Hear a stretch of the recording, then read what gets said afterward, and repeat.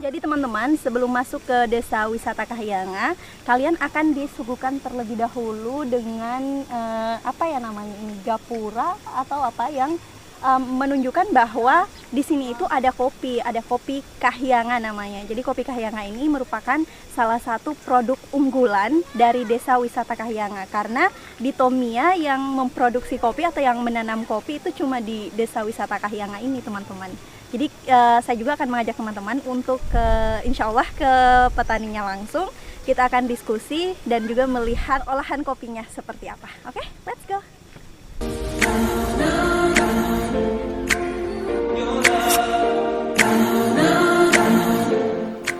Oke teman-teman, sekarang saya sedang berada di rumah Ketua Komunitas Kahyangan Membali, dan di depan kita sudah ada salah satu produk unggulan dari Desa Wisata Kahyangan, yaitu kopi Kahyangan. Jadi di sini saya sudah bersama Pak Jaharu ya Pak namanya. Iya, Pak Jaharu, dan nanti Bapak ini akan menceritakan lebih lanjut tentang kopi Kahyangan ini. Bisa diceritakan sedikit nggak Pak tentang kopi Kahyangan?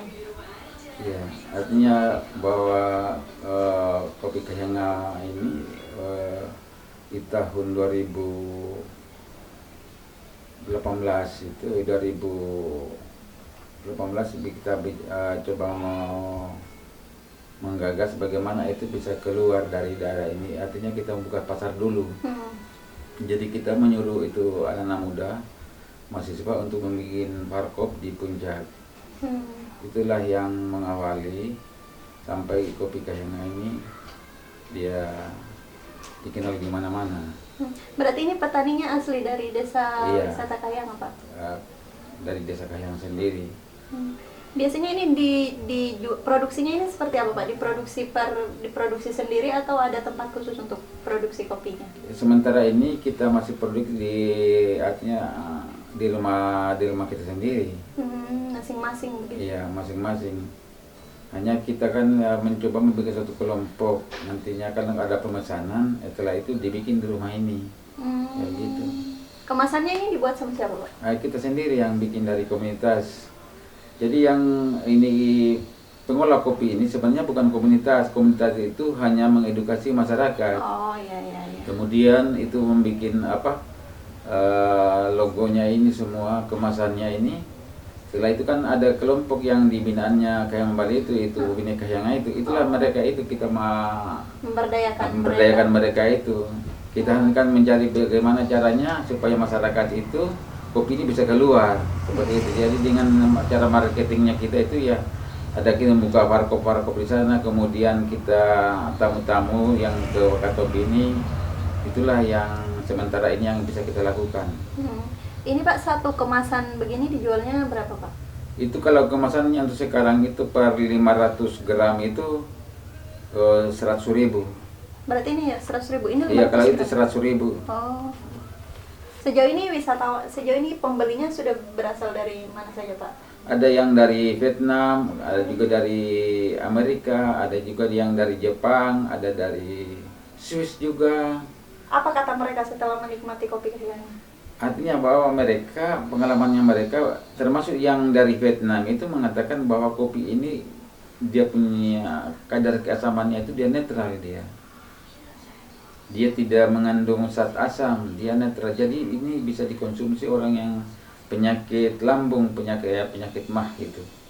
Kalau keunggulan dari kopi Kahyangan ini dibanding kopi-kopi yang lainnya apa Pak? Kenapa orang harus mengkonsumsi ini gitu? Soalnya begini, kopi Kahyangan ini dia, kalau kopi yang lain itu kan kalau penyakit mah itu kan dia tidak bisa, artinya bisa kadang muntah, tapi kalau ini tidak, dia tidak berpengaruh kepada penyakit mah itu karena dia punya zat keasamannya itu tidak ada, dia netral. Berarti ini bisa dikonsumsi sama siapa saja begitu? Bisa dikonsumsi siapa saja. Tidak ada batasan usia? Tidak ada batasan usia. Berarti ini tahan berapa hari Pak?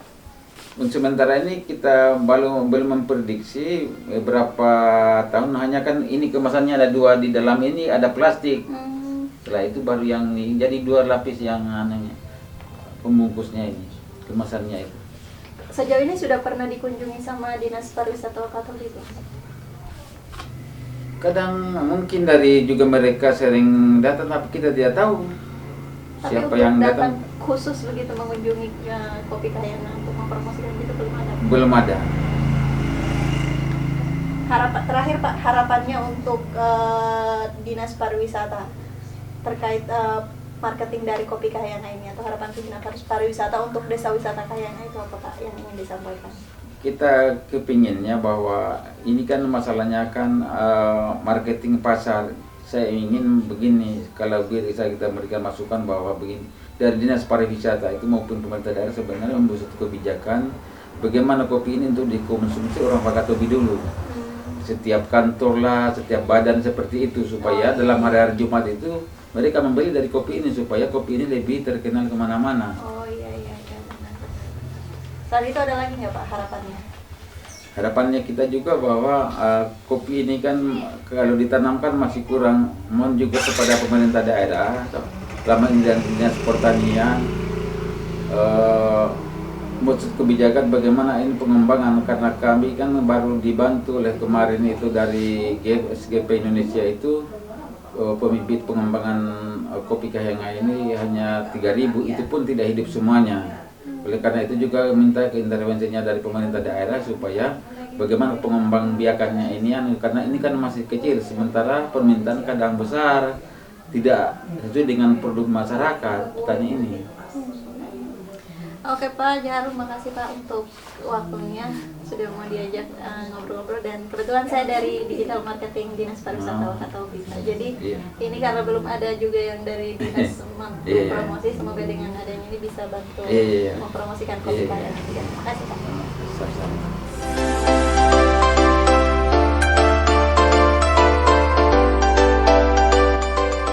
Desa Wisata Kahyangan pun menjadi satu-satunya desa penghasil kopi di Pulau Tomia. Hampir semua masyarakat di desa ini menanam kopi dan mengolahnya menjadi kopi Kahyangan yang selalu menjadi alasan wisatawan berkunjung ke Desa Wisata Kahyangan.